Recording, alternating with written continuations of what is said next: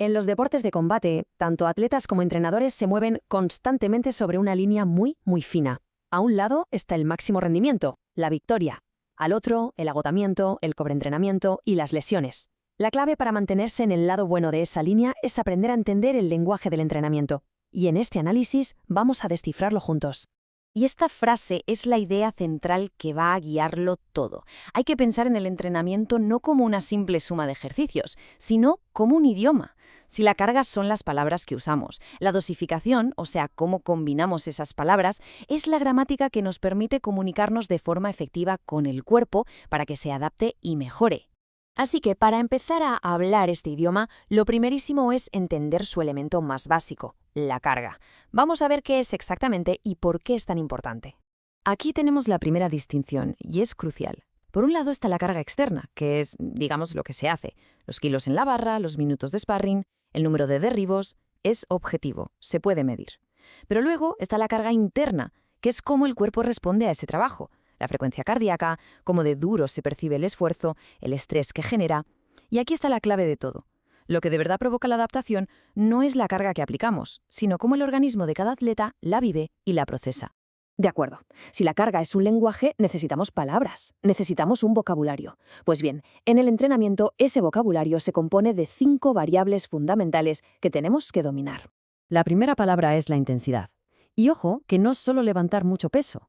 En los deportes de combate, la intensidad puede ser el porcentaje de la fuerza máxima, claro, pero también puede ser la velocidad a la que se lanza un golpe o incluso el nivel del compañero de sparring.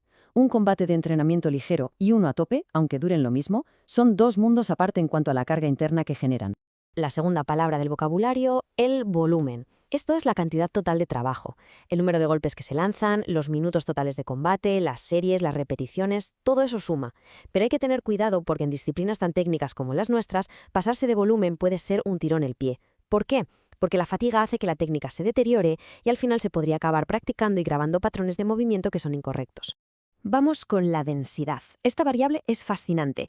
Básicamente es la relación que hay entre el trabajo y el descanso. Pensemos en ello. Un asalto de 3 minutos con 1 minuto de descanso trabaja unos sistemas energéticos muy concretos. Pero 30 segundos de trabajo explosivo, con solo 15 de pausa, eso es otra historia completamente diferente. Jugar con la densidad es una de las herramientas más potentes que existen para buscar adaptaciones metabólicas muy, muy específicas. Cuarta palabra, la frecuencia. O sea, cuántas veces se entrena a la semana. Y aquí la clave no es entrenar más, sino entrenar mejor. La frecuencia perfecta va a depender de muchísimas cosas. El nivel del atleta, su capacidad para recuperarse y, algo que a veces se olvida, el estrés que tiene fuera del gimnasio. Un atleta profesional que vive para entrenar no puede seguir la misma frecuencia que un competidor amateur que además tiene un trabajo de 8 horas. Y por último, la complejidad. Esta es la gran olvidada, pero en los deportes de combate es absolutamente fundamental. Hacer sombra de forma libre no tiene nada que ver en términos de carga con un sparring táctico donde hay que tomar decisiones en milésimas de segundo y bajo presión. Cuanta más complejidad, mayor es la carga para el cerebro y el sistema nervioso. Es un tipo de fatiga que suma y mucho a la carga total. Bien, ya tenemos el vocabulario: intensidad, volumen, densidad, frecuencia y complejidad. Pero saberse las palabras sueltas no sirve de mucho para hablar un idioma, ¿verdad? Ahora necesitamos la gramática. La dosificación, el arte de combinar estas 5 variables para construir un mensaje de entrenamiento que tenga sentido y que persiga un objetivo concreto. Y esta tabla lo explica a la perfección. Fijaos cómo la gramática cambia por completo el mensaje. Si el objetivo es mejorar la potencia de golpeo, ¿cuál es la receta? Intensidad máxima, poquísimo volumen para no acumular fatiga y pausas muy largas para poder recuperarse al 100%. Pero, y si el objetivo es mejorar la resistencia en combate, la combinación es totalmente opuesta. Una intensidad más moderada, mucho más volumen y pausas más cortas para simular lo que pasa de verdad en una pelea. Es esa combinación estratégica la que nos da la adaptación que buscamos. Pero ¿qué pasa cuando esa combinación, esa gramática, es incorrecta? ¿Qué pasa cuando el mensaje que enviamos al cuerpo está mal construido? Para entenderlo bien, nada mejor que analizar un caso práctico. Aquí tenemos a Matías, un chico de 22 años, competidor amateur de kickboxing. Está en el momento más crítico de su preparación, a solo 4 semanas de subir al ring. Su entrenador, con la mejor intención, decide que es el momento de apretar las tuercas, así que aumenta de forma drástica el volumen y la frecuencia de los entrenos. ¿Qué ocurre? Pues que a las 2 semanas empiezan a saltar todas las alarmas. Matías está más lento, le duele un hombro, está irritable todo el día, se siente agotado. Su cuerpo le está enviando un mensaje clarísimo: la carga interna es demasiado alta. Pero en lugar de escuchar, el entrenador piensa que es normal estar cansado antes de competir e ignora esas señales, manteniendo la carga externa por las nubes. La comunicación entre el entrenador y el cuerpo de Matías, como vemos, ha fallado estrepitosamente. La pregunta es, ¿dónde estuvo el error de gramática? El error fue de libro, ignorar por completo las señales de la carga interna. Al ver los síntomas, la respuesta correcta habría sido bajar el volumen, o la frecuencia, o la intensidad, ajustar algo, pero no, se priorizó el plan que estaba en el papel, la carga externa, por encima de la respuesta real del atleta. El caso de Matías nos enseña una lección importantísima sobre el valor de saber escuchar.